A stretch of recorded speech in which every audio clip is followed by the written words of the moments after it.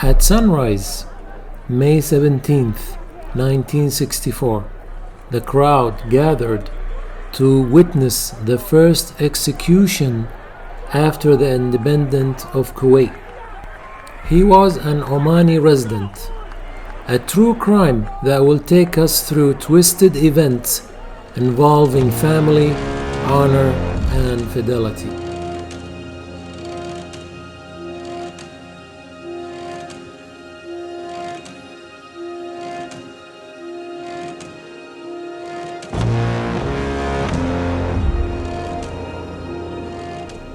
In the 50s, 60s, early 70s, a lot of Omani nationalities worked in Kuwait. One of them was Khamis. He secured a job to work as a cook in the army. After a while, he secured another job for his half-brother as a cook in the army also, and his half-brother, Zayed, brought his wife and they lived all together on the outskirts of what used to be Kuwait city, in an area of random houses, not those houses for the poor people, immigrants. It's not wasn't regulated, poor constructed houses. On the 4th of November, Khamis went to the police station to report that his brother Zayed did not come to work or come back home, which was highly unusual. He used to be a good worker, came to work on time all the time, and that was very strange that he didn't come home that night. The investigating officer recorded that, and then next day he went to work to ask about Zayed. All his co-workers thought it was very strange actually that he didn't show up, and he was a very well dedicated cook that worked with them, and they were Omani also, the same nationality. He dug in deeper, the officer, and they told him that his wife had a lot of problems with him and she had a bad reputation. Upon further investigation, they actually found that the wife was deported from Kuwait because they catched her partying with some Iraqi men.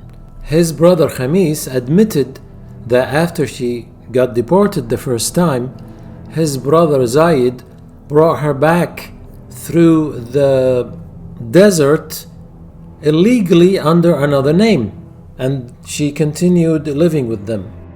Unfortunately, she did not change her habits. She kept going out. Her reputation was really bad, and he told his brother about her, but he said that it's his wife.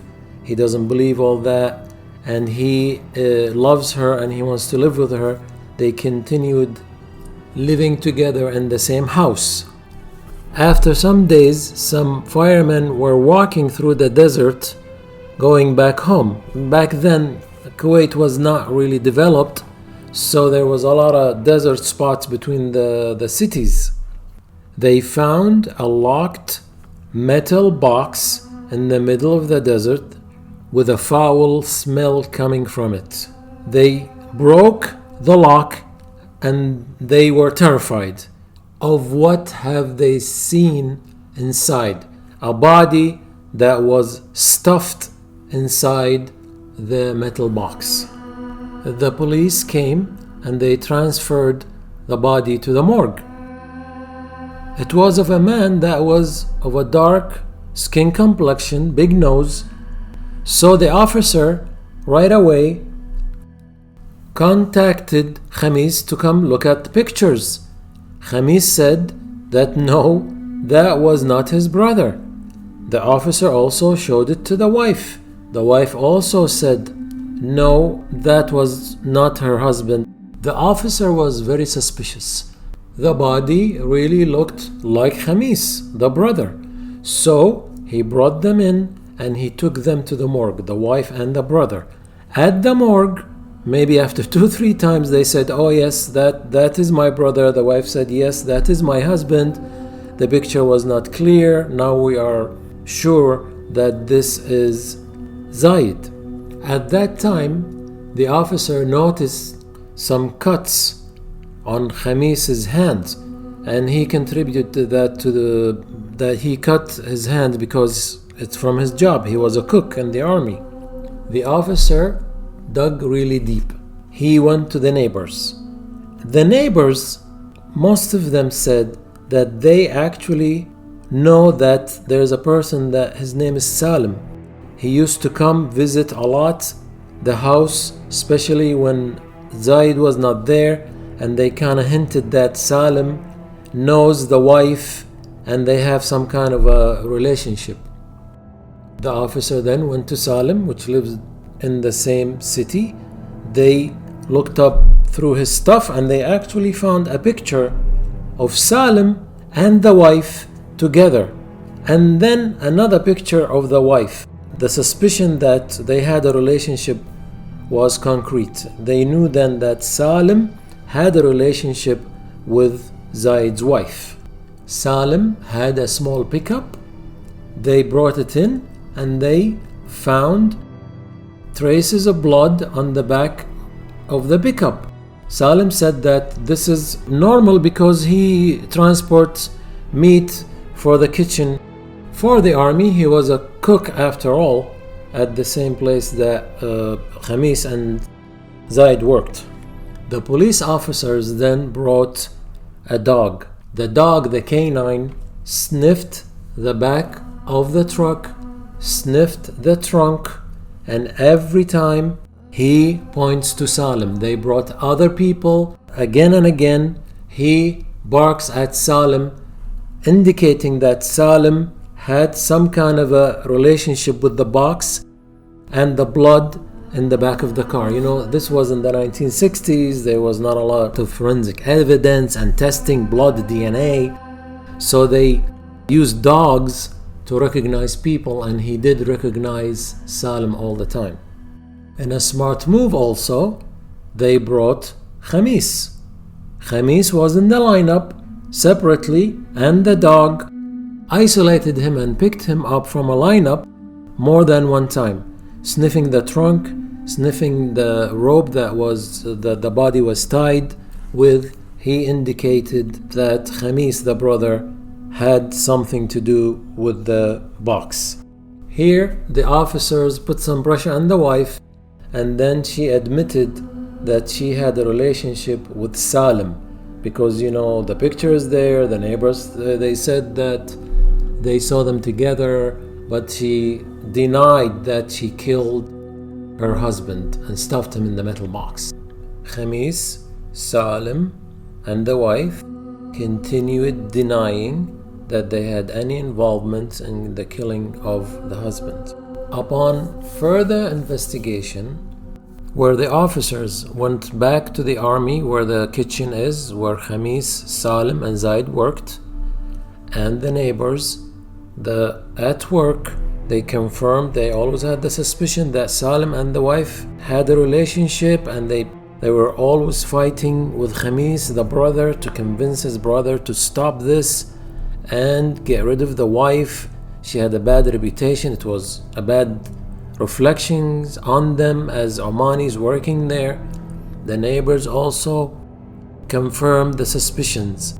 But at that time, a little boy came and said that he actually, at the night of the murder, the 4th of December, at night time, he saw two figures coming out from the house, dragging a metal box and then loading it into a pickup.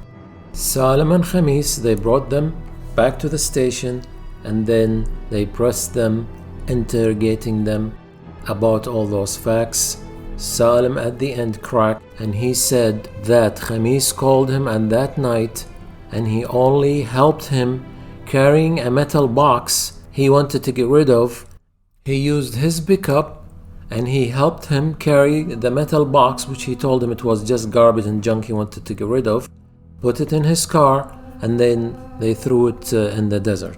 At that point, they cornered Khamis with all the evidence, and they put really hard pressure on him, and at the end he cracked and admitted that he was the one that killed his brother.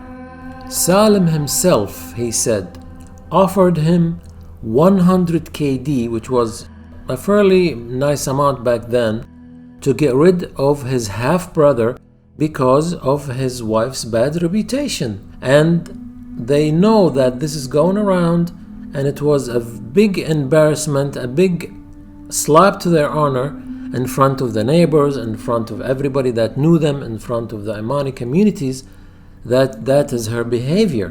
Numerous times Khamis put pressure on his brother to get rid of her, to send her back to Oman, but still he was adamant about not leaving his wife. This is an enactment of his confession. After pressure from Salem, I accepted to kill my own brother to get rid of him and the bad reputation his wife had, and his indecisiveness about his wife's actions. I went to the black market and bought a gun. In the morning of the 4th, after we woke up and we had breakfast, when he got up to go to the kitchen with his back to me, I drew my gun and shot him once. He fell down, but when I checked on him, I found out he was not dead. So I picked up a kitchen knife and started stabbing him multiple times at his neck and in his chest. We stabbed the cuts on my hands until he died. After that, I slid his body under his own bed and waited for his wife to come back home.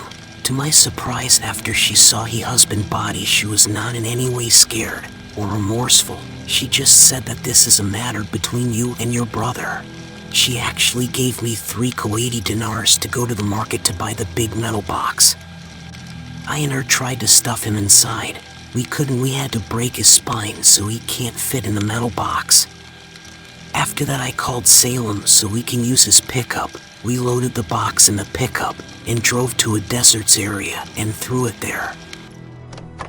After confronting the wife with Khamis's confession, the wife said that she was very afraid of herself being killed, so she pretended that she was cooperating with them so they will not harm her herself. About what really happened to her husband. The trio was tried and they got execution for Khamis and Salim and life imprisonment for the wife. But after the appeal, the death sentence was handed to Khamis only. Salim got life imprisonment because he aided and abetted in the crime, and the wife got 13 years in prison. While Khamis was in prison, actually the story goes that the warden was giving him hope that he'll be released, that his sentence would be reduced because it's a new country, there is no laws on the books, that he will be sent back to Oman to face his crimes.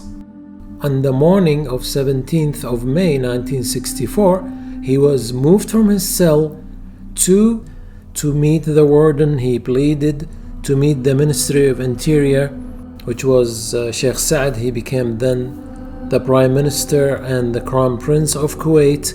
They were both to be advised not to meet him because he might react, he might attack them, he might say something bad to them.